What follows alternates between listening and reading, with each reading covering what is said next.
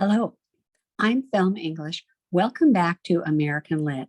We are on session 20 this week out of 31 sessions total.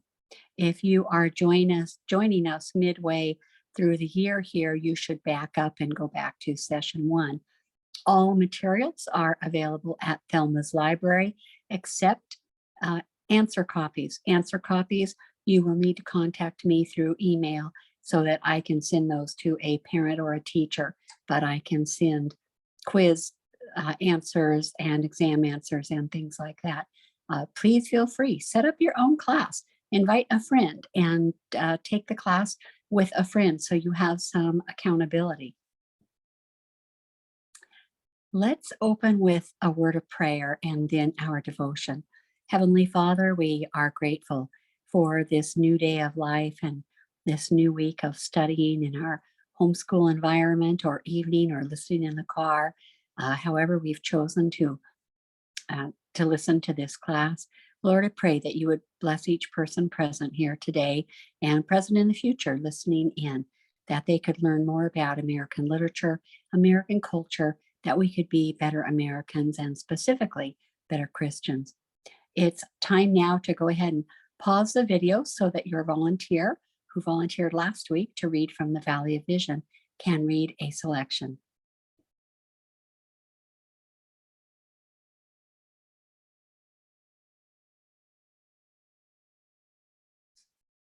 Okay, let's continue.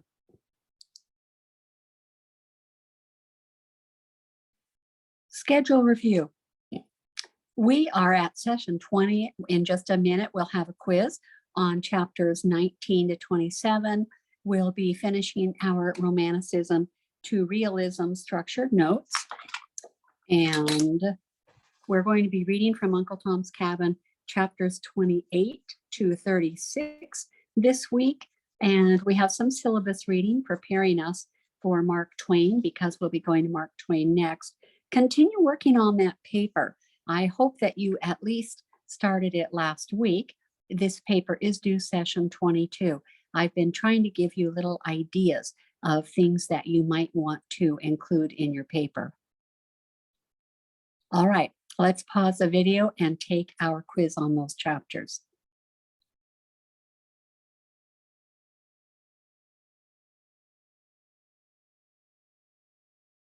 Continuing on, hopefully you enjoy the reading quizzes. If I was right there with you, I would need no reading quiz because I could ask you a few questions if I was your mom or your grandma, and then I would know if you read well enough and we could discuss it.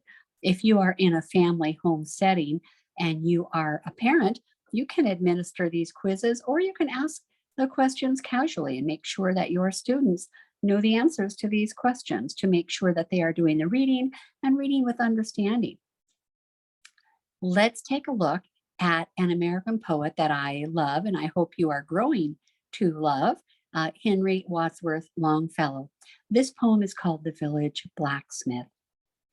Under a spreading chestnut tree, the village smithy stands. The smith, a mighty man is he, with large and sinewy hands, and the muscles of his brawny arms are strong as iron bands. His hair is crisp and black and long. His face is like the tan. His brow is wet with honest sweat. He earns whate'er he can. And looks the whole world in the face, for he owes not any man. Week in, week out, from morn till night, you can hear his bellows blow. You can hear him swing his heavy sledge with measured beat and slow, like a sexton ringing the village bell when the evening sun is low. And children coming home from school look in at the open door. They love to see the flaming forge and hear the bellows roar and catch the burning sparks that fly like chaff from a threshing floor. He goes on Sunday to the church and sits among his boys. He hears the parson pray and preach. He hears his daughter's voice singing in the village choir, and it makes his heart rejoice. It sounds to him like her mother's voice singing in paradise. He needs must think of her once more, how in the grave she lies, and with his hard, rough hand he wipes a tear out of his eyes. Toiling, rejoicing, sorrowing, onward through life he goes. Each morning sees some task begin, each evening sees it close. Something attempted, something done, has earned a night's repose. Thanks, thanks to thee, my worthy friend, for the lesson thou hast taught. Thus at the flaming forge of life our fortunes must be wrought. Thus on its sounding anvil shaped each burning deed and thought. What a great poem. And of course, talking about the girl's mother singing in paradise, you can imagine that this is quite personal for Longfellow as he is thinking of his beloved second wife, Fanny, that we talked about, who we talked about last week. All right, open up Uncle Tom's Cabin to chapter 19. I told you we were going to do this last week, and we don't have the same page numbers, so it will be impossible for me to help you along except to tell you that I'll begin at what is in my book, chapter 19. Our chapters are all the same, but in my book, this is the second page of chapter 19. And it begins with St. Clair. He says, "My dear child, what do you expect?" This is St. Clair talking with his cousin, Miss Ophelia, and they're talking about slavery and their opinions. And Miss Ophelia is expressing her opinions and talking with St. Clair and kind of challenging him.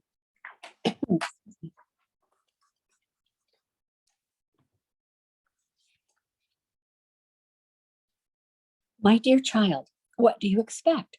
Here is a whole class, debased, uneducated, indolent, provoking, put without any sort of terms or conditions, entirely into the hands of such people as the majority in our world are. People who have neither consideration nor self-control, who haven't even an enlightened regard to their own interest. For that's the case with the largest half of mankind.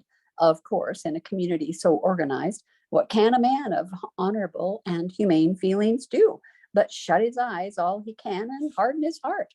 I can't buy every poor wretch I see. I can't turn knight errant and undertake to redress every individual case of wrong in such a city as this. The most I can do is try and keep out of the way of it." So that's St. Augustine's lazy complacency. What would be the fourth page in my book of chapter 19? And the chapter begins with Miss Ophelia saying, "I don't see that you are growing more serious," said Miss Ophelia. "Wait, I'm coming on, you'll hear. The short of the matter is, cousin," said he, his handsome face suddenly settling into an earnest and serious expression, "on this abstract question of slavery, there can, as I think, be but one opinion. Planters who have money to make by it, clergymen who have planters to please, politicians who want to rule by it, may warp and bend language and ethics to a degree that shall astonish the world at their ingenuity. They can press nature and the Bible and nobody knows what else into the surface. But after all, neither they nor the world believe in it one particle the more. It comes from the devil. That's the short of it. And to my mind, it's a pretty respectable specimen of what he can do in his own line." I find this quite profound, that Augustine himself, though owning slaves, can see that slavery is from the devil. If you are writing a paper on Uncle Tom and slavery or St. Clair, these are great quotes. If you're doing your paper on Augustine St. Clair, talking, his life is really an unusual life, isn't it? He's born in the South, but he's more northerner, but he's too lazy to do anything about it. He's bought all of those that he can and gives them such an easy life that they have become lazy. And if anything ever happens to him, then what will happen to his slaves? They'll be sold to masters who will not be careful with him, or they'll be at Marie St. Clair's, at her mercy. And we know that she is also a wicked woman, wicked, spoiled woman. A few sentences on, Miss Ophelia stopped her knitting and looked surprised, and St. Clair, apparently enjoying her astonishment, went on. "You seem to wonder, but if you will get me fairly at it, I'll make a clean breast of it. This cursed business, accursed of God and man, what is it? Strip it of all its ornament, run it down to the root and nucleus of the whole, and what is it? Why? Because my brother Quashi is ignorant and weak, and I'm intelligent and strong, because I know how and can do it. Therefore, I may steal all he has, keep it, and give him only such and so much as suits my fancy. Whatever is too hard, too dirty, too disagreeable for me, I may see to doing. Because I don't like work, Quashi shall work. Because the sun burns me, Quashi shall stay in the sun. Quashi shall earn the money, and I will spend it. Quashi shall lie down in every puddle, that I may walk over dry shod. Quashi shall do my will, and not his, all the days of his mortal life, and have such chance of getting to heaven at last as I find convenient. This I talk to be about what take to be what slavery is. I defy anybody on earth to read our slave code as it stands in our law books and make anything else of it. Talk of the abuses of slavery. Humbug. The thing itself is the essence of all abuse. And the only reason why the land don't sink under it, like Sodom and Gomorrah, is because it is used in a way infinitely better than it is. For pity's sake, for shame's sake, because we are men born of women and not savage beasts, many of us do not and dare not. We would scorn to use the full power which our savage laws put into our hands. And he who goes the furthest and does the worst only uses within limits the power that the law gives him. And they have this argument, and I go another page and a half farther. Why cousin? And this is Augustine talking about his mother to Miss Ophelia, his cousin. Why cousin? That mother has been all that has stood between me and utter belief for years. She was a direct embodiment and personification of the New Testament. Now, if you're writing a paper on, let's say, instead of an individual, on mothers in Uncle Tom's Cabin, this is a great quote. So she was a direct personification of the New Testament. She was a Jesus lover. She was a New Testament type saint. She was a Christ type, and she was a good mother and a good Christian. A living fact to be accounted for, and to be accounted for in no other way than by its truth. Oh, mother, mother, said St. Clair, clasping his hands in a sort of transport. And then suddenly checking himself, he came back and seating himself on the ottoman, he went on. And he talks about then his brother, that he and his brother are twins and the differences between them. And skip another page, about a page and a half, and the chapter begins with, now an aristocrat, you know, the world over has no human sympathies beyond a certain line in society. And I continue down a few sentences. My father's dividing line, says St. Augustine, was that of color. Among his equals, never was a man more just and generous, but he considered the Negro through all possible gradations of color as an intermediate link between man and animals. And that is the influence of Darwin. Augustine St. Clair, and here Harriet Beecher Stowe tells this truth, reveals this truth through the lips of her character, Augustine St. Clair, that his father considered the Negro through all possible gradations of color, whether you're half or quarter or whatever, as an intermediate link between man and animals. And today they might call that the missing link. And this is where we realize just how horribly racist the world was. And continuing there, let's see, he's talking more about his mother. And talking about his brother, several pages in, still in chapter 19. And there's a small blurb of Miss Ophelia. I always have supposed, it begins, I always have supposed, said Miss Ophelia, that you, all of you, approved of these things and thought them right according to Scripture. And St. Augustine replies, humbug, we are not quite reduced to that yet. Alfred, who is as determined a despot as ever walked, does not pretend to this kind of defense.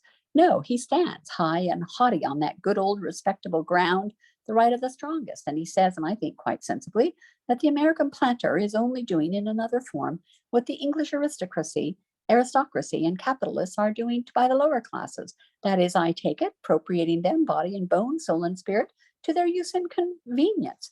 And so he's saying that slavery is just like the lowest class being kept down by the wealthy, for the wealthy to use. And still in chapter 19, going toward the end, they're still having their conversation. In my copy, which is the Norton Critical Anthology, it's on page 202. And I don't know, it's somewhere in your copy in chapter 19.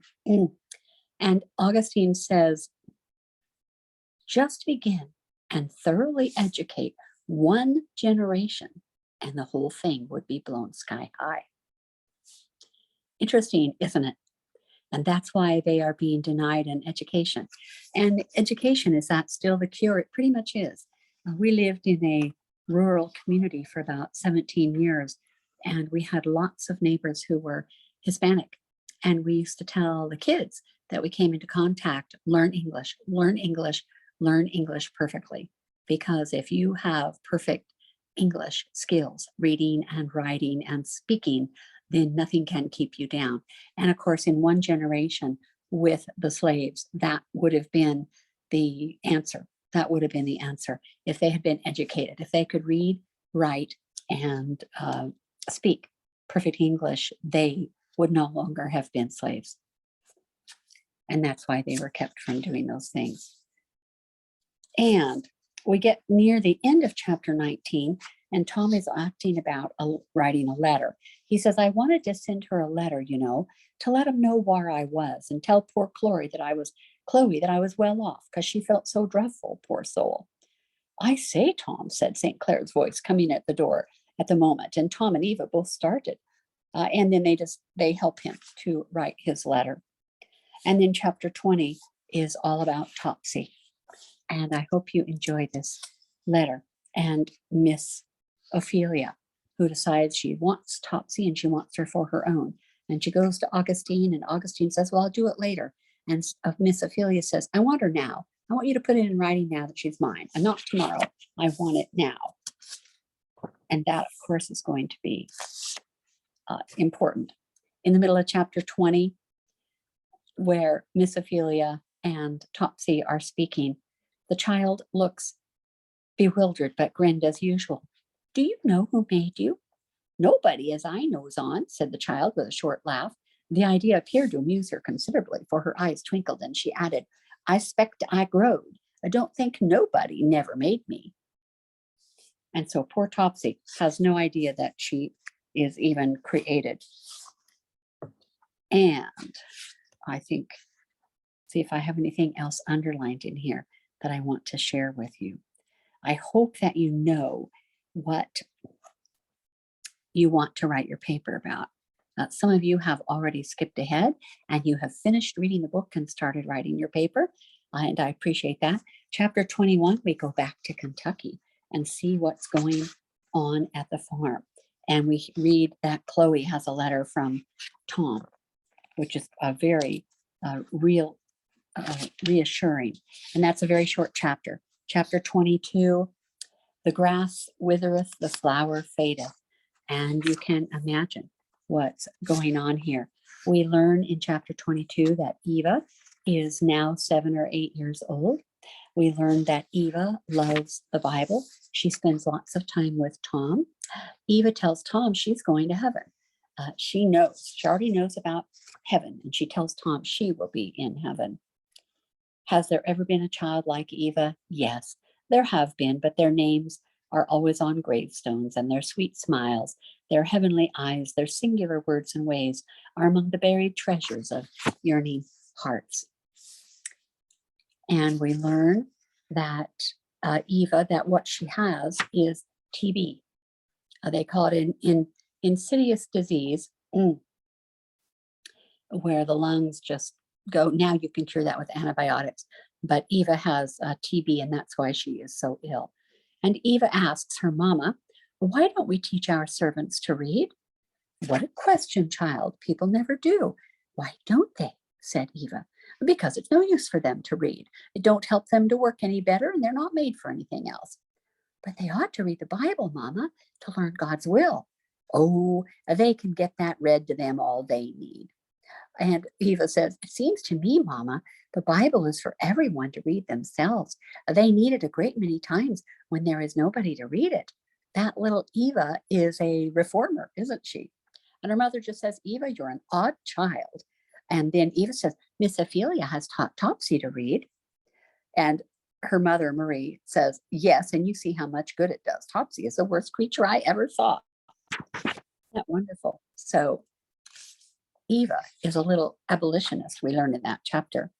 Chapter 23, we meet St. Clair's brother Alfred with his son Henrique, who are opposite of St. Clair and his daughter Eva, although her cousin does kind of worship her from afar. And they talk about slavery, and they are completely at odds, little Eva and her cousin Henrique. And in chapter 23, Alfred is talking to his brother Augustine, and Alfred says, oh, come, Augustine, as if we hadn't had enough of that abominable, contemptible Haiti. The Haitians were not Anglo-Saxons. If they had been, there would have been another story. The Anglo-Saxon is the dominant race of the world and is to be so. Where does that thought come from? Yes, from Darwin. And near the end of chapter 23, near the very end, don't the Bible say we must love everybody?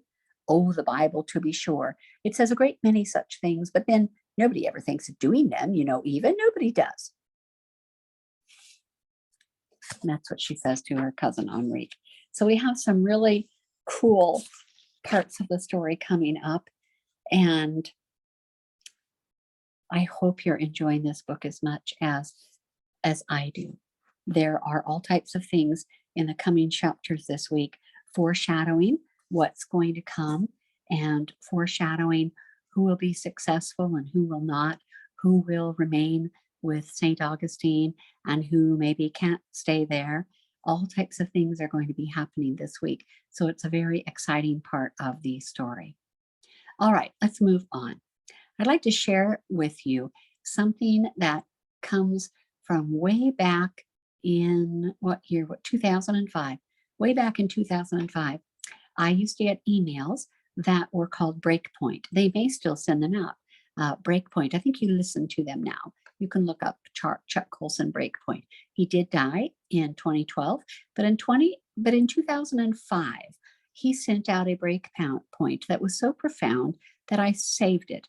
It was a daily worldview, little message or little blurb about something happening that Colson thought was profound. And they are still repeating his messages and sending those out here much long after he has died. Colson is here on the left with President Nixon. He was special counsel to President Nixon from 1969 to 73, so when I was a kid, known as Nixon's hatchet man, who gained notoriety during the Watergate scandal, which was all about the obstruction of justice. There were all types of, Watergate was a building and there were tapes hidden and all that kind of stuff. And anyway, Chuck Colson went to jail for that and got saved in jail. He served 7 months in an Alabama prison, and he got converted while he was there in 1973. And this breakpoint said, what matters most? What matters most? And these are the 3 things that Chuck Colson thought were going to matter most in the near future. Radical Islam, true truth, what is truth? Is there true truth? And what it means to be human. Or you could say, what does it mean to be human? These 3 things. And it is amazing that it's now 2023, and he was spot on. These are the things that are our biggest challenges that matter the most. Radical Islam, truth, and what does it mean to be human? Recently, says Colson, a friend visited me in my office, and in the middle of our conversation surprised me by asking my opinion of the 3 greatest issues in the world today. Good question, but I had to answer that question without being able to give it any real thought. Colson continued, As I have thought about what I said, however, the more I think about it, my immediate response was right on. My first answer was radical Islam because it threatens the very existence of Western society. And of course, if you're not aware, Western society is based on Christianity and uh, and and the Jews, Christians and the Jews. And we call it Judeo-Christianity.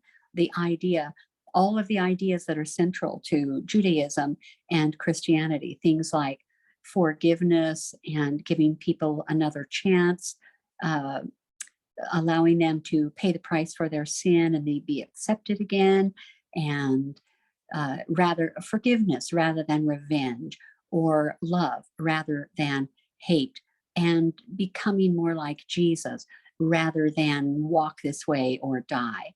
Treating women with respect and treating women well rather than oppressing women.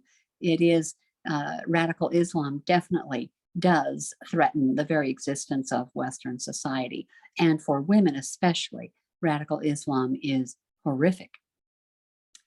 For the first time in history, an enemy has the capacity to bring its weapons into the United States and hit us at home. Then I described to him the dynamics of radical Islam and why it was determined to destroy us because of our decadence, and then, of course, how we are cooperating in the process by allowing ourselves to become so decadent. So we're making them hate us even more because we are decadent and becoming more decadent. And here you can see some protesters. Islam will dominate the world. This is really common in Islamic cultures. There are all types about things about Islam that the the regular Christian does not understand. Even things like owning property. If an Islamic family owns a home and they sell that house, they can only sell it to another Islamic family. It has to stay in Islam, and things like that. Or women, women. And of course, we all know about the oppression of women in Islamic countries. And so there are some Islamic countries that are more secular than religious, and so they would not be as Islamic extremists. But the Islamic extremists who are actually following the Quran and following Islamic law, it's going to get pretty uncomfortable for Westerners because we have opposite values. We are a guilt society. If we do bad things, we feel guilty, and then we want to repent, and then we can be forgiven and we can start over again.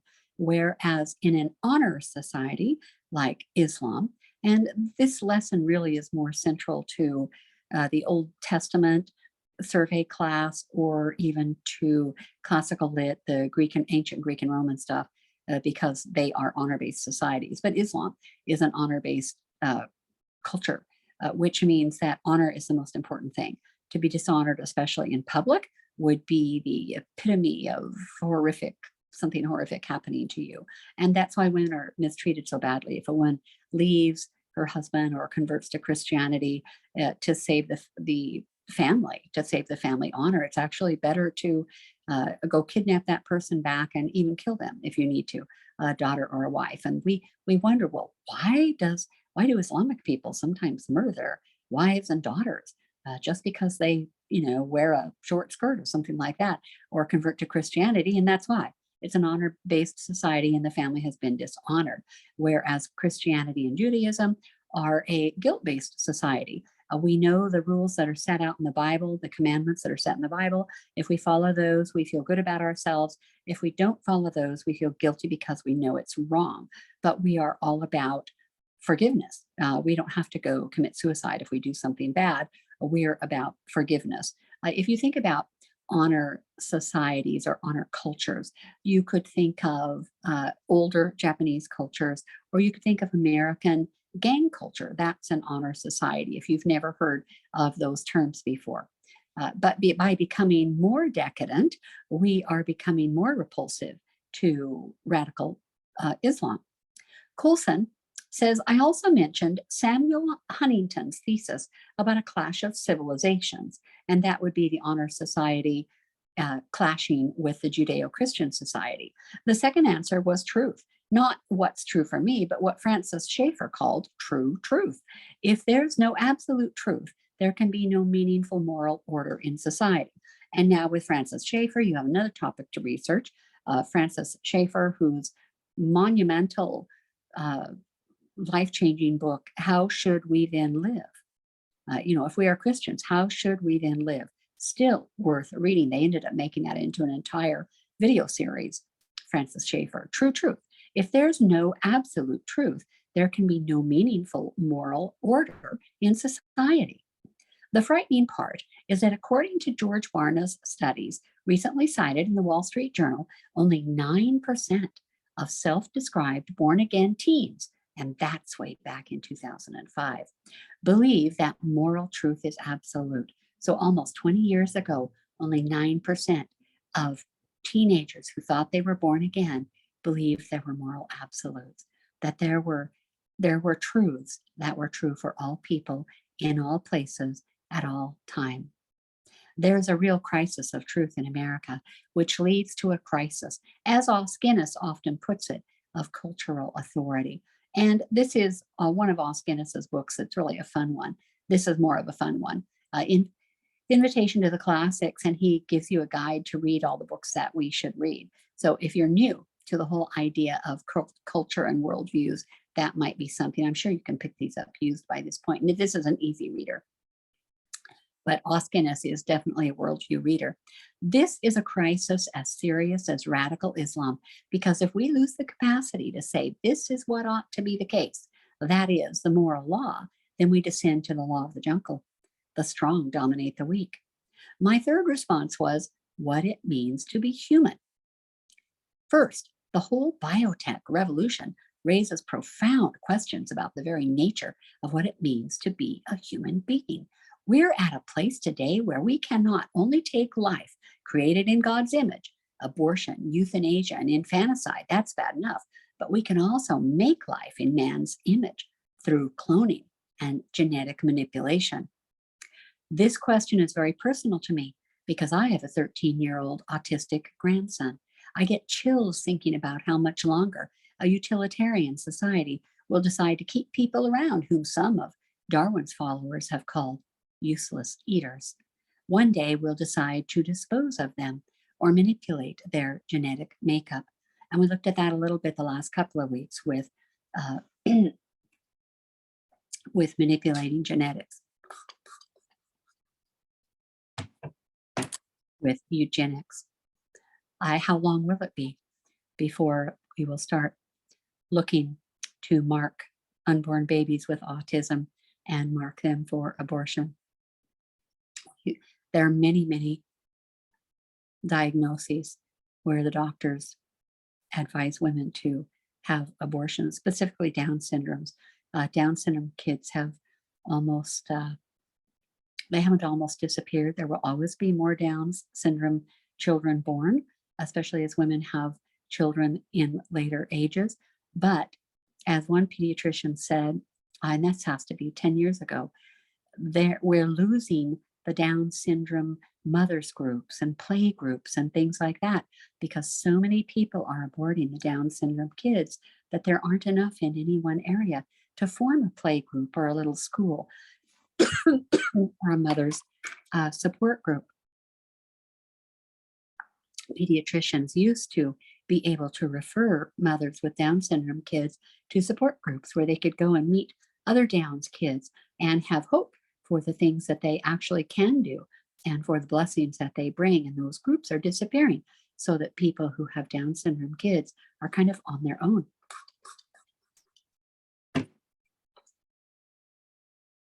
But of course, as C.S. Lewis once said, once we conquer nature, nature conquers us. The issue of what it means to be human also applies to same-sex marriage. It raises the whole issue of gender and embodiment. Increasingly, gender is not connected to our bodies.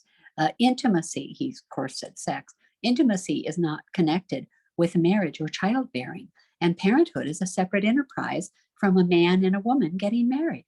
Once that happens, we've entered a brave new world where a biological understanding of what it means to be human is completely fragmented. Brave New World by Aldous Huxley, yes, you should read it. 1984, yes, you should read that book also. They have a couple of little adult things because people are intimate, but there are not there are not graphic details explored, but definitely near the end of your high school or at least post high school, you should be reading all of these books. And we have entered into a brave new world where we no longer consider that marriage has to be a man and a woman, and that part of that marriage will be bearing children, and that the children will always have a mother and a father, and that the parents will take uh, every make every endeavor to make sure that they stay together, so the children have a mother and a father. Now the case is that about half of the kids do not. They live in a one-parent family, or they bounce back and forth from dad's house to mom's house, and have stepfathers and stepmothers and stepbrothers and stepsisters, and the continuity of the family has just degraded to the point where children are almost just on their own. The next step is to produce children in an assembly line in a factory. And parents, party A and party B, will have no connection to the process. They'll choose their kids by the traits that they want their kids to have. These are three huge issues that I believe are at the root of almost everything else we talk about or think about here on Breakpoint. Christians need to be grounded in all three so that we really understand the issues that face us in American life today, and so that we can make a credible defense for a biblical worldview. And it's interesting that that's how he labeled himself, not as the hatchet man for Richard Dixon, but as an autism grandfather. That's how he wanted to be remembered, that he was the grandfather of an autistic child who would be, I don't know, that child must be about 30 now. That would be an interesting research to do, to see how Chuck Colson's grandson is doing. Eugenics in history, yes, it's a real thing. Francis Galton, born in 1822. 1822 is a long time ago, 200 years ago. 200 years ago, there was no birth control. Uh, there was no insulin. Insulin, I think, was first used in the 1920s and not readily available till maybe the 30s, 1930s or so. So we're really going backward in time when we go back 200 years. But this is where science was at. Darwin's cousin, of course it's Darwin's cousin, Francis Galton, came up with the term eugenics from a Greek word that means good in birth or stock, using it in a book he published in 1883, some obscure book called Inquiries into Human Fertility and Its Development. If there is more than one race of man, it makes sense to breed humans as you would breed a horse or dog, right? Prior to the 18th century, race was not a study. People accepted the underlying truth that God created Adam and Eve as written in the Bible, and that all people descended from them. Inbreeding, marrying close relatives, accounts for the various character traits that differentiate color groups. All of the different character traits, all the little people you see in this little Ken Ham image of all the different shaped faces and color hair and eyes and shaped noses and all that kind of stuff, high foreheads, low foreheads, all of those things, all come from intermarrying close relatives. Back when the gene pool was more pure, for example, think of today, you can't marry a first or a second cousin. Why? Why is it illegal to marry a first or second cousin? Because your bloodlines are too close together, and the gene pool has deteriorated so much that by marrying that, you will intensify any genetic defects that you have. And we do see defects with inbreeding. We saw it with British monarchs who inbred. If a princess can only marry a prince, there are only so many princesses and princes, even anywhere near the correct age. And so you end up marrying your cousins and second cousins. And we saw lots of problems with inbreeding. The Egyptians did it too, had brothers even marry sisters. And we saw lots of inbreeding, horrific things. There are still cultures today that practice inbreeding with relatives and just accept all of the horrific results. But intermarrying close relatives way back, as you get closer to Adam and Eve, brothers could marry sisters. They had to. Who else are you going to marry? But the gene pool was so pure that we didn't have all of the issues that we have now, that the earth is about 6,000 years old with 6,000 years of people. Our genetics we're digressing. We're not getting better. We're getting worse. Breeding humans from a theological standpoint is fraught with errors. in the underlying assumption that some breeds of humans are better than others, primarily Anglo-Saxons. And this is a pretty big deal. I do suggest, if you've never heard of Ken Ham before, that you look up Ken Ham online. You could look up his website is creation.org or something like that. Look up Ken Ham creationist and you'll find he has, I think, at least 2 main websites. He has all types of awesome things out there for homeschoolers to explain to us there is only one race, the human race, and all the colors and shapes and hair and eyebrows and noses and chins and all of those things are all easily explained by inbreeding. And then you separate those families, those people groups, and they continue to kind of inbreed. And within a few generations, those groups don't look anything like the other groups. And you've got some powerful, powerful visuals available through Ken Ham. God bless his soul. I hope he lives forever. I think he's approaching 70 at this point.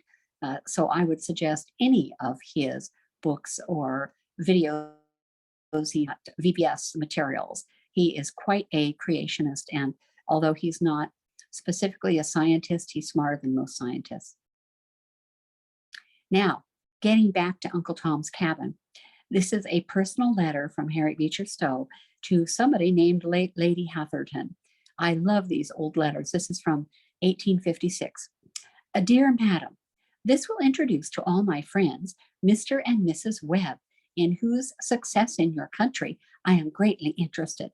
Mrs. Webb is the daughter of a fugitive slave who secured her liberty by heroic effort before her birth. So Mrs. Webb, her mother, heroically escaped slavery before her daughter was born. She was born in New Bedford, New England, and was subsequently sent to where she passed the earlier years of her life in a convent. A convent is where women go if they are intellectuals.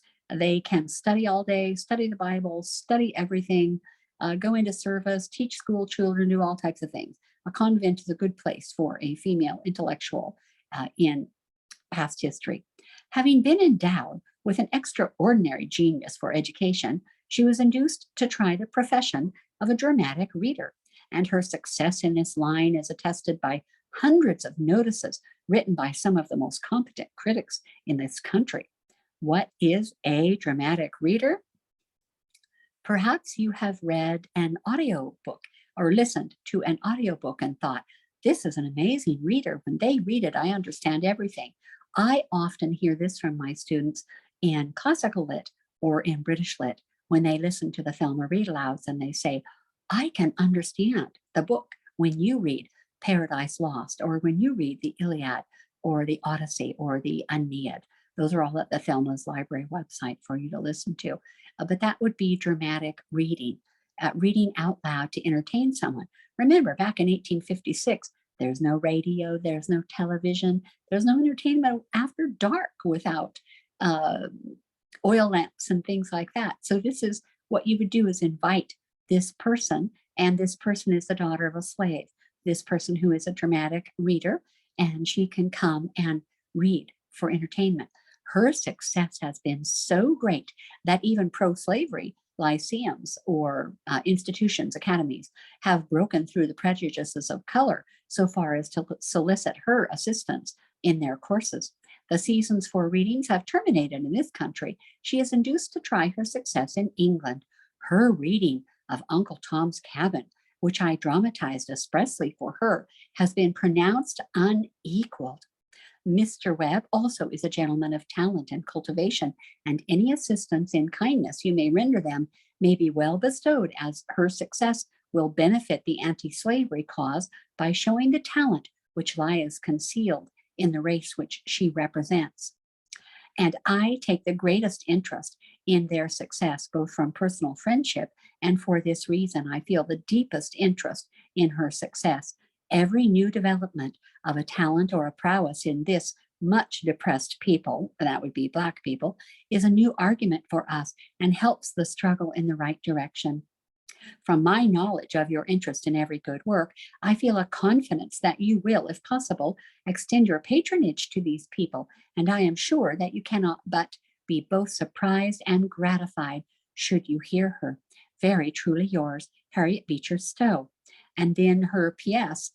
Mr. Longfellow has been much pleased with Mrs. Webb's reading of his new poem, Hiawatha. So she throws Longfellow's name in there to say that this young woman who does dramatic reading has also read aloud the Longfellow's poem, Hiawatha. So you've not only got Harriet Beecher Stowe backing her up, but you have Henry Wadsworth Longfellow, who was the most popular poet for the entire century, a little less than a century that he lived. So this is Mrs. Stowe sending to somebody in Europe, telling them, please accept these friends of mine. And that letter would have been really important. It used to be that these letters of introduction, you couldn't just call someone and say, my friends are coming to England and I'd like you help them to be dramatic readers. You couldn't do that. You had to write a letter. You couldn't call them. It all had to be done in letters. And with that letter of introduction, then you could meet good people, so that people who approved of Harriet Beecher Stowe should approve of this young couple, the Webbs. Kind of cool, isn't it, to have access to letters like this? What kind of letters do you have in your house that your grandma or grandpa read? Just a few months ago, my aunt and I sat down and photographed some photos because they're deteriorating. And I got to photograph a letter from my great uncle, my grandpa's oldest brother, who served in World War I. And he was even talking about, they had their own form of a lockdown with the Spanish flu in 1918 during World War I. And the soldiers kind of spread it all around the world by traveling around the world. But it was kind of cool to hear him talk about being locked down and worried about his cow. His cow was his prized possession. But to read that letter from 1918 and to think this is 2023, more than 100 years ago, is pretty cool. So be sure and don't let all of those family treasures get wasted. If you have old letters, old journals that your family have written, you need to get access to those and read them. So we'll move on, talking more about Uncle Tom's Cabin. If you printed your structured notes, were in those structured notes. I change them every year. I don't know how much is left of the original Spark Notes or whatever it was I used that was online, when the internet was brand new. Uncle Tom's Cabin exposes what's going on in the South. It's kind of like unrolled. The world of slavery cannot be presented in any manner that justifies its existence, even on the nice little farm in Kentucky. They were not free. True to the best of theistic romanticism, Harriet Beecher Stowe weaves multiple complicated subplots into one nearly epic adventure. Her writing takes us into the antebellum, which means pre-Civil War, South. Through Uncle Tom's Cabin, we can vicariously experience that time period. Stowe's story begins in Kentucky. The Shelby family owns a house in Kentucky with a farm and slaves. They own Tom. After Tom has been sold, the story still flashes back to Kentucky. We just looked at the chapters we'll be reading this week, and we'll have a flashback to Kentucky to find out what's going on with Chloe. The New Orleans St. Clair estate gives Tom and the reader, us, a quick breather before we move down onto the Louisiana plantation. That's all happening this week. Tom is going to be moving again. Stowe's masterful storytelling changes the narrative from peaceful to nail-biting terror, and then back to relative peace, and then plunges us into the horrific circumstances of life on a plantation in the Deep South.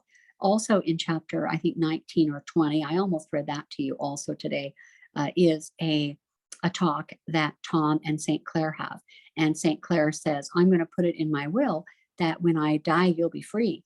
And Tom is very thankful, but Augustine St. Clair says, aren't you better off as a slave? You have good clothes and a nice place here and all of that. And Uncle Tom says, no, it's not about good clothes and a nice place. He has a family back in Kentucky. He would like to go back to Kentucky and work and earn money for his work and buy some land and build his own house and be his own overseer over his own ranch or farm. Northern readers were shocked and terrified to read about the South, life in the South.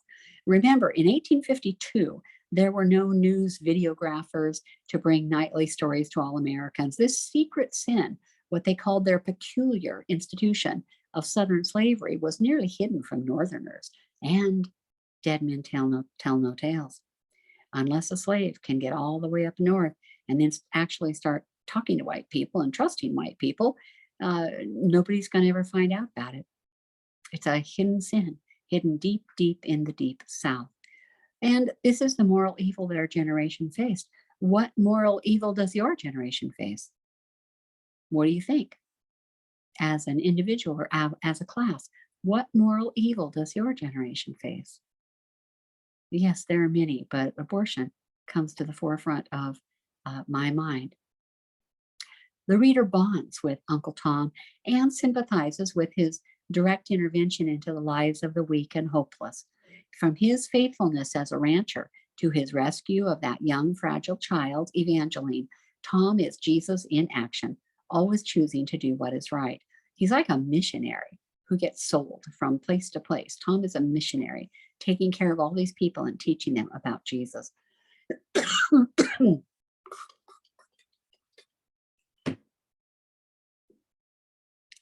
Shortly after Eva dies, sorry if I spilled the beans, Tom is sold to an evil plantation owner further south. The southern plantation is the worst possible situation for a slave, except for a young woman used as a breeder. That would be even worse than a southern plantation would be to be used as a breeder, just like breeding horses or dogs. I hope you are horrified. I hope you're gasping. It's very important for us to learn history so that things don't get repeated. Things like eugenics and slavery. Of course, slavery is still practiced all over the world. And Stowe kind of spares her readers from that situation. She doesn't have a chapter on a poor person who is used to breed slaves. She doesn't go into that depth. I think her readers, perhaps we, that's a different book. On the plantation, Tom continues to be Christ-like, even when everything in his life looks like God abandoned him. You can tell, obviously, part of the reason for my retirement is the loss of my voice.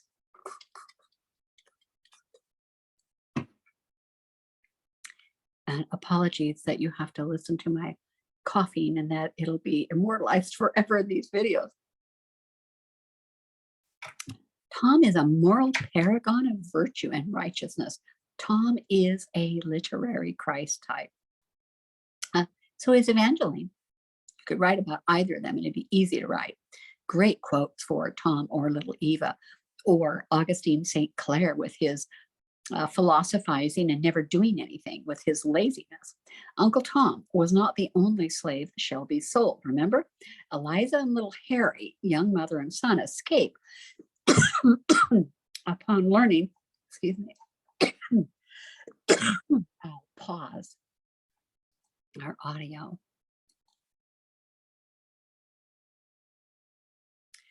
So Uncle Tom wasn't the only one to be sold. Eliza's little boy, Harry, was going to be sold. Just Harry, George and Eliza's son.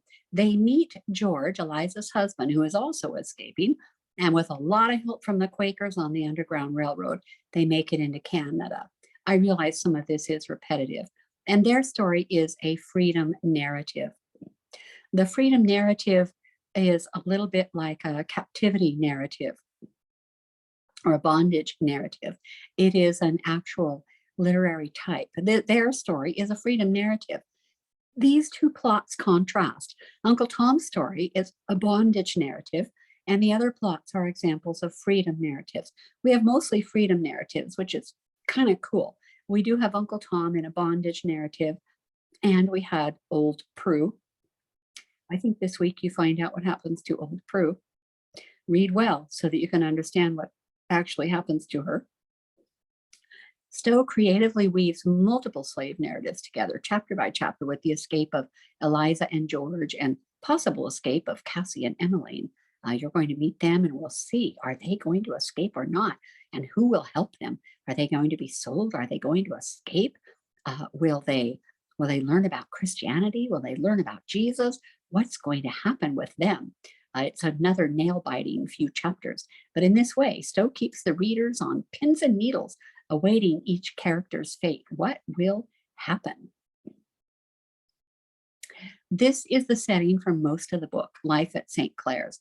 This is a beautiful old style image of Eva on her deathbed. I'm sorry to spoil that for you. But as we read in chapter 18 last week, Miss Ophelia and Augustine St. Clair discuss the philosophy of slavery. And they continue that into the chapters we read this way, all the ethical questions about slavery. And Augustine, as we read, he knows it's from the devil. And Alfred, his brother, his twin, and his son Enrique, they reflect Darwinian thought very clearly. You really can't argue that. Miss Ophelia's character forces Stowe's readers to come face to face with their own racism, their ideas that skin color matters. Even if they do not own slaves, they're complicit by their willful ignorance. Now, are we really complicit by their willful ignorance? And this is something to talk over with your mom and dad or your pastor or your teacher or your class, mostly your parents. If you see a sin going on and you do nothing about it, are you complicit? What about the German neighbors in World War II who ignored the smell of burning flesh? The smell of burning flesh would, they were, some of those camps, execution camps, were very near towns. And people simply ignored the smell of flesh. They knew what was going on, but they did not go they didn't go confront the death camps. And what could they have done? Would they have been shot? Would they have been killed? Could they rise up against Hitler? What could they have done? What should they have done? And what about today's Christians who ignore the suffering and death of millions of unborn human children in the guise of choice? Now, with the reversal of Roe versus Wade, it does look like there will probably be laws coming up all over in all types of different states that will circumvent the reversal of that. It looks like there are a lot of Americans who simply are going to just refuse. It's kind of like when Trump was president and people said, not my president. I just refuse to go there. And I think there is a large part of America that somehow thinks that choice, that people have to have a choice. And of course, you have a choice. You have a choice, which is there is birth control easily and cheap, easy, cheap, free. I think you can get birth control free at your high school, probably your junior high too. But the modern educated Christian reader hears Darwin echoing in the background. And the modern reader who is reading about abortion, for example, and reading about Planned Parenthood clinics. You don't have to go very far to find Meg Margaret Sanger for Planned Parenthood and then read what her original plan was. And it was one of eugenics. There's a reason all the Planned Parenthood clinics were built in poor Black neighborhoods. You really can't argue that intelligently, that her intent was not to simply get rid of Black babies through Planned Parenthood.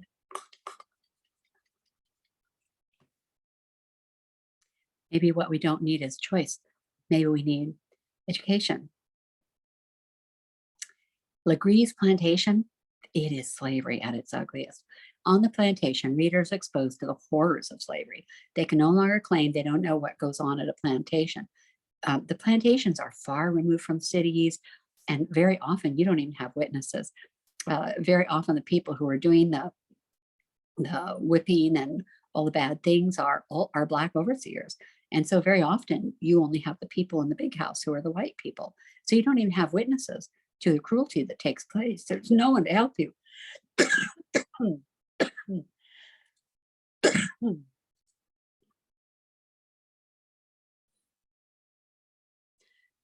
So Legree's plantation is slavery at its ugliest, taking place far, far away from towns where anyone could intervene or know.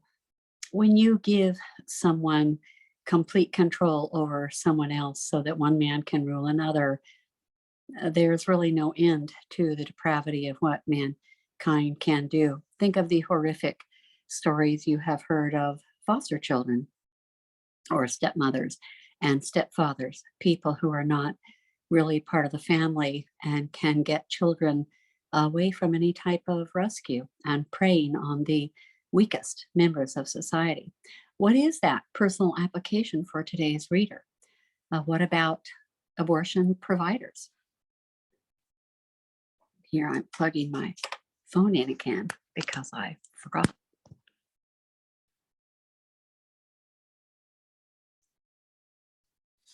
All right, this is a book I mentioned last week. It's called The Road to Dawn, Josiah Henson and the Story That Sparked the Civil War. This came out in 2018. It has all types of people who endorsed the book. And I thought, oh, this sounds fascinating to read. And I read it. And this is the book I was so upset about because it says that Uncle Tom killed his overseer. This is my review from Amazon. You can find it. You can find Film English's Amazon reviews, I'm sure, at this book on Amazon. And I said, while I enjoyed the research the author did to highlight the influential Josiah Henson, the book suffers from the author not having read the entirety of Stowe's Uncle Tom Cabin. Brooks says Tom murdered his overseer on page 177, and I included a photo where I circled that. Tom murdered his overseer. Stowe's Uncle Tom does not commit murder in her novel. I was surprised when I read this in Brock's book. He either never read the novel or he did such a quick read that he misunderstood the plot and Uncle Tom's character. Either way, Mr. Brock needs to revise his book. I'm wondering if the book was published without the benefit of an editor who actually read Uncle Tom's Cabin, mentioned so frequently in this text. And obviously, all the people who wrote the glowing reviews, not reviews, but the glowing suggestions. Yes, we support, read this book, read this book. I don't think they read his entire book. I don't think they read Jared Brock's book, and they didn't read Uncle Tom's Cabin. They're just doing that, I don't know, for a friend. I'm very disappointed, but don't think just because something is printed in a book that it's going to be true. All right, on to social Darwinism. We never get away from this. What are the consequences of man as an animal? If man is an animal, then what does that mean? Even with abortion. In 1859, Darwin had published his famous On the Origin of Species by Means of Natural Selection. Which offspring have the ability to survive? Nature makes that choice, and he called that natural selection and made that phrase famous. Now, the greatest break, this is from Descent of Man, chapter 6, the greatest break in the organic chain. So the missing link, the greatest break in the organic chain between man and his nearest allies, which cannot be bridged over by any extinct or living species. So the missing link is missing. With respect to the absence of fossil remains, serving to connect man with his ape-like progenitors, no one will lay much stress on this fact who reads Sir Lyell's discussion, which means they just haven't found the fossils yet. If you read Sir Lyell's discussion, Principles of Geology, you will believe it even though there are no fossils to support it. And this from chapter 7, the Descent of Man, chapter 7. Their mental characteristics, and he's not talking about women here, he's talking about Black people. Their mental characteristics are likewise very distinct, chiefly as it would appear in their emotional, but partly in their intellectual faculties. Again, it has often been said that when mulattoes intermarry, and that means someone who's half Black, when they intermarry, they produce few children. The inferior vitality of mulattoes is spoken of in a trustworthy work as a well-known phenomenon. Now, this, if you have Black people in your family like I do, this is so horrible. This is a photo. These are all slaves. Even the children who look pretty much white to you and me, they are slaves.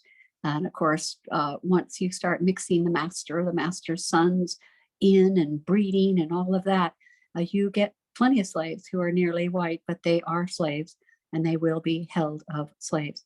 But here, Darwin thinks it's a well-known phenomenon that you start mixing the breed of African Americans with the breed of white people, Anglo-Saxons, that they don't have children.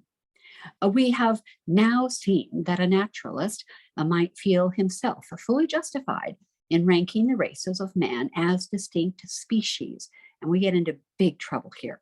Distinct species. So you have a species of African American, the species of Chinese, the species of Irish or Japanese, the species of Pacific Islanders, the species of Anglo-Saxons, all different species. For he has found that they are distinguished by many differences in structure and constitution, some being of importance. These differences have also remained nearly constant for very long periods of time. Our naturalist will have been in some degree influenced by the enormous range of man, which is a great anomaly in the class of mammals, if mankind be viewed as a single species. He will have been struck with the distribution of the several so-called races, which accords with that of other undoubtedly distinct species of mammals. Finally, he might urge that the mutual fertility of all the races has not as yet been fully proved, and even if proved, would not be an absolute proof of their specific identity. Even if they can have children, it doesn't prove that they are fully human. Those naturalists, on the other hand, who admit the principle of evolution, and this is now admitted by the majority of rising men, today we would call them the progressive men, will feel no doubt that all the races of man are descended from a single primitive stock, whether or not they may think fit to designate the races as distinct species for the sake of expressing their amount of difference. And that's from Descent of Man, chapter 7, just looking to offend you again, I hope. I hope you are offended.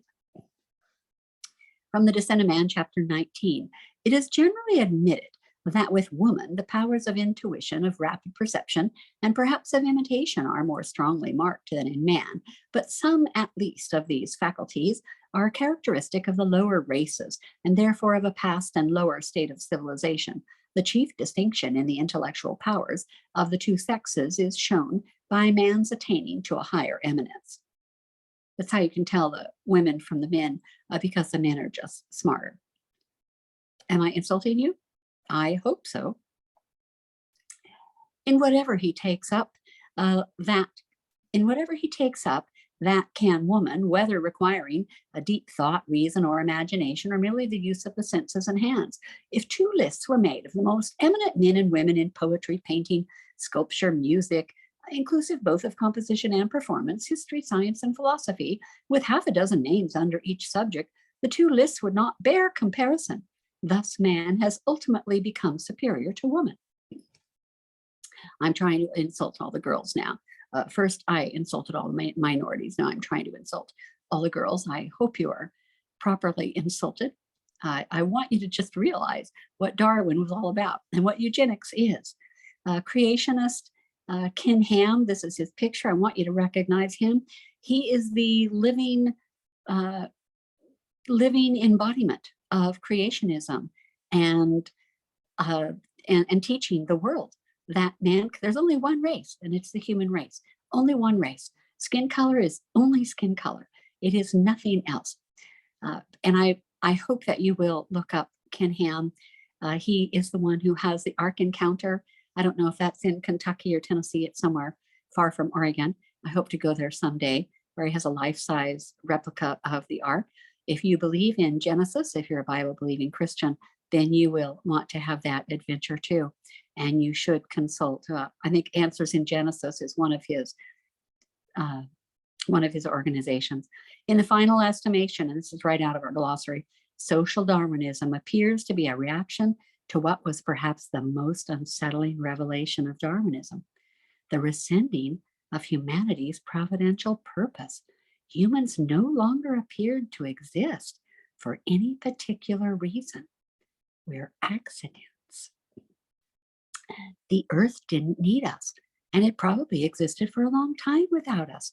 Social Darwinism used this theological void to challenge notions of social charity, but also to recast humanity's purpose as willful self-perfection. To say, what is the purpose of a human? Not to glorify God and enjoy him forever, but the purpose of a human is to try to make the human race better humans, purer genetics. Social Darwinism denies theology or religion as a motivating force in the world, and instead perceives the universe as a machine. like 18th century Enlightenment thinkers had also imagined the world as a machine, but as a perfect one, invented by God and tending towards progress and human betterment. Darwinists imagined society instead as a blind machine, godless and aimless. And we see this reflected in all of non Christian literature. Something that was in the news this week, it is currently January 2023 as I'm producing this video. And in the news just a few months ago was the fact that the Earth's population just exceeded is it 8 billion or 9 billion people? And all of the people who are trying to save the Earth uh, because they believe this is the only Earth, they don't believe in a new Earth, and they haven't read Revelation or any of the New Testament to understand that this Earth is going to disappear not by flood, but by fire, and there will be a new Earth. People that don't understand this, of course, want to invest everything into this Earth and have the audacity to think that we can cool this Earth or really amazing, or stop the heating of the Earth. Amazing what we have the audacity to believe. And people were all up in arms. But now, just this week, it's revealed that China's population, for the first time, has gotten smaller. And this is going to change everything. This is going to change absolutely everything. Once you get to that tipping point where people are not having enough babies to replace the current population, there is almost no coming back. No country has done it yet. No country has come back from that. Japan, France, much of Europe is imploding, not exploding, but imploding. And China, who famously 40 or 50 years ago had the one-child policy, and then as they started having worries about population, allowed 2 children per family, and now will actually pay people to have a third, but now they don't want to. They're worried about education. They've gotten used to a higher standard of living, and China will no longer be the place producing all the people. It will shift, and it'll be India who has the exploding population. But with China beginning, they're past their tipping point. Most experts feel there's absolutely no way they can come back from this. It won't happen. And of course, it only takes a few generations. Imagine one-child families. You have children growing up who have a mother, a father, and a grandpa and a grandpa. They have no brothers or sisters, aunts, uncles, or cousins. Nobody. And you do that for a few generations, there's no coming back. So that will be interesting to keep that in the news. Moving on, it's so interesting. People worry about overpopulation, and that's already being challenged. Overpopulation isn't going to be a thing with China shrinking. Amazing, isn't it? All right, worldviews. Every time you think about worldview, whether it's on a quiz or on an exam, or you're talking about this in class after the video is over, or talking with your parents around the dinner table, or your pastor after church, remember, the theist examines evidence theologically. If he finds bones, if he finds fossils, if he looks at the Grand Canyon, think about it. 2 people standing on the edge of the Grand Canyon, and they are friends, they grew up together, but one has become a Christian and gone off to a Christian university that teaches creationism at the young earth theory, and the other has gone off and become an evolutionist. And the theist looks at the Grand Canyon, a mile deep, the Colorado River down there, and says, wow, just think, the whole earth was flooded by water, and then it rushed off the face of the earth and carved out this canyon. Amazing how all of these, and the earth was moving around and pushing up mountains and creating valleys and the Grand Canyon. And the evolutionist looks at the Grand Canyon and says, well, every year it's getting 1/8 of an inch deeper. And so if we take that 1/8 of an inch and we extrapolate that into the mile, we can tell how many millions or billions of years it took for the Colorado River to slowly carve out this Grand Canyon. They're both looking at the same evidence, but they are interpreting the evidence completely in opposite directions. And that's what we're looking at here with the worldviews. The theist examines evidence theologically. The deist examines evidence scientifically. The romantic examines evidence emotionally, and so is ever changing. And that's why there are so many flavors or varieties of romanticism, always changing, always changing. And of course, the fun romanticism is Christian romanticism because it retains theology but adds all the fun of romanticism in a story or a book or whatever. If you have time at the end of class, you can examine topics of concern to you. We talked about that last week with our list of topics. Now looking at literary heroes. Let's look at literary heroes and talk about a theistic traditional hero, somebody like Tom, versus a romantic anti-hero. The traditional hero is worthy of imitation. He or she is a Christ type, self-sacrificing, strong and brave, humble, loyal, wise, honest, religious, works hard to benefit others. That's basically Uncle Tom in a nutshell. If you're writing about Uncle Tom, that's actually a good list to start from. The romantic anti-hero that we see so much in books today, the hero is not worthy of imitation. Think about it, like Pirates of the Caribbean. You want to be a pirate? No, he's the hero of those movies. And yet he's not worthy of imitation. He's selfish. He's a coward. He's arrogant. He's egocentric. He's certainly not religious. He's a loner, and he doesn't fit into civilization. That's very much the typical romantic anti-hero. We call them an anti-hero. These would include people like Indiana Jones. These are movies, of course, but I am going to presume that most of you have seen more movies than you've read books. Indiana Jones would be an anti-hero. Jack Sparrow would be an anti-hero, that pirate.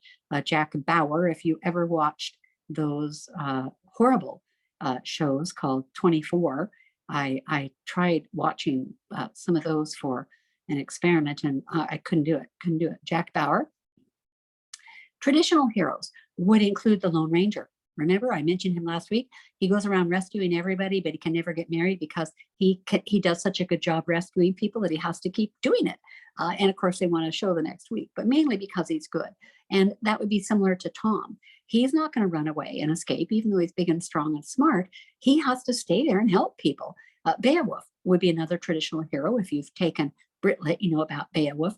Sam Gamgee in those Tolkien movies. George MacDonald's knights in his fairy tales. They're all true knights who sacrificed themselves. George MacDonald was the inspiration for C.S. Lewis. C.S. Lewis said he never wrote anything that he didn't credit George MacDonald for. So if you like fairy tales and you like C.S. Lewis, for example, the Chronicles of Narnia, you probably would love George MacDonald. And it's easy to look up on the internet and find his books.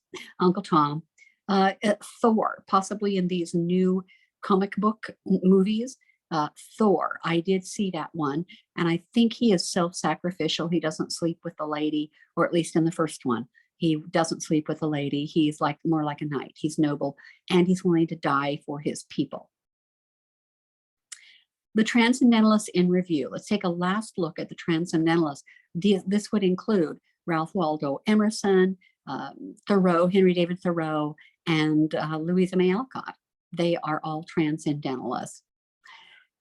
Ralph Waldo Emerson, often called the Sage of Concord. You should remember that he's called the Sage of Concord. He was a cultural icon of the American spirit. We see this determined self-reliance that we saw with the Puritans, except they were theological also, but self-reliant and reliant on God, but reliant on themselves to do hard work. In his journal, Emerson made an entry. You might remember some of these things that I read in class earlier. I dreamed that I floated at will in the great ether, and I saw this world floating also not so far off, but diminished to the size of an apple. Then an angel took it in his hand and brought it to me and said, "This thou must eat." And I ate the world. Nature, the currents of the universal being circulated through me. I am part and parcel of God. That was from Nature. Rather boring, but if you listen to the read aloud, it wasn't too bad. The American Scholar, we did not read that one. If you're looking for another Emerson essay, that is a great one. It's really Oliver Wendell Holmes called that Americans' intellectual independence. The Divinity School Address, where he gave the the graduation address at a seminary and then was banned from that seminary, I think more than 30 years before he could come back, telling them actually true religion is in you, God is in you, that type of thing. And then hymns sung at the completion of the Concord Monument, the dedication to the Battle of Concord, and we read that. Henry David Thoreau, a philosopher, a mystic, and a transcendentalist. From his civil disobedience, remember, he wrote that from his refusal to pay the poll tax toward the Mexican War because it benefited Southern slave owners. And Walden, where he was living deliberately, and we read some great quotes from Walden. He didn't want to live a life of, he said most men live lives of quiet desperation. And he said, oh, what else were some of them? He doesn't want to get to the end of his life and find out that he hadn't actually lived. So there are some quotes that are very applicable to us as Christians also. Unitarianism, this is the church of the Transcendentalists. It denies the doctrine of the Trinity.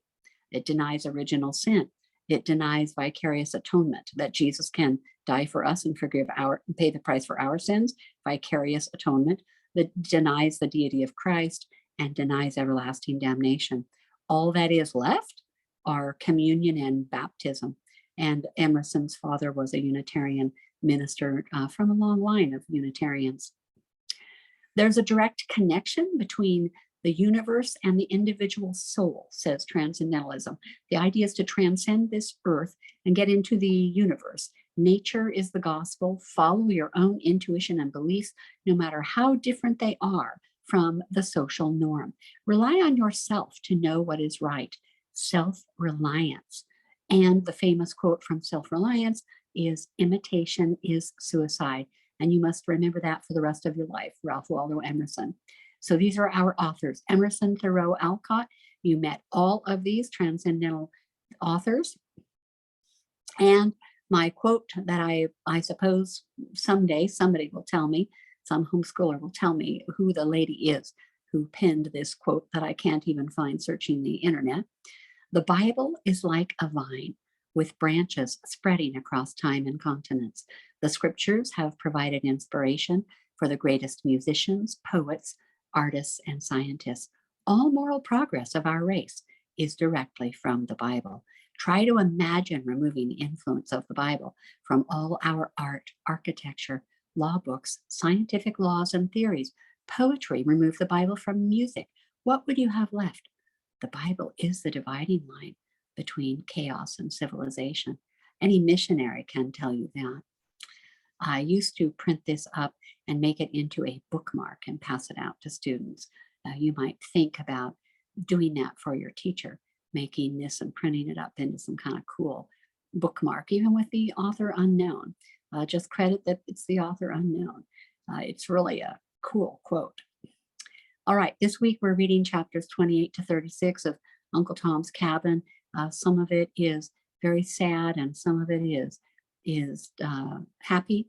There's going to be a reading quiz for Uncle Tom's Cabin every week, including next week. And that is the end of our presentation today. The Lord bless you. Thank you for listening to me cough my way through this video. And I hope you have a wonderful week. Goodbye.